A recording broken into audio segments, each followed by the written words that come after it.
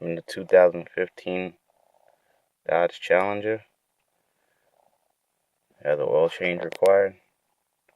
Service light comes up when you start the car. Alright, this is how you reset it. Hit the stop button twice.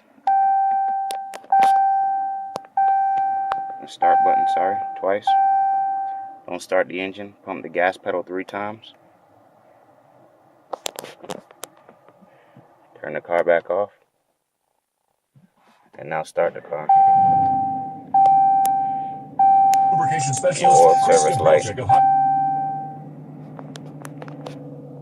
be gone. If it doesn't, just repeat the process until it's gone. And that's the 2015 Dodge Challenger RT